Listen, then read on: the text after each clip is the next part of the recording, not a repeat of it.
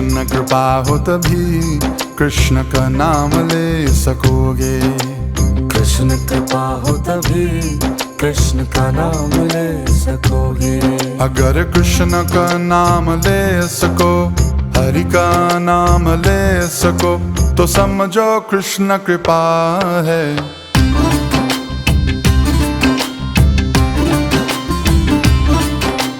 कृष्ण कृपा हो तभी कृष्ण का नाम ले सकोगे।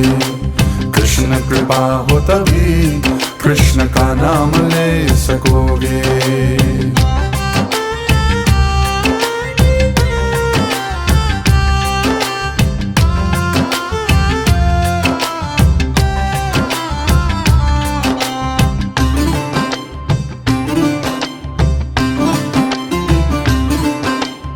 जग के भोगी क्या जाने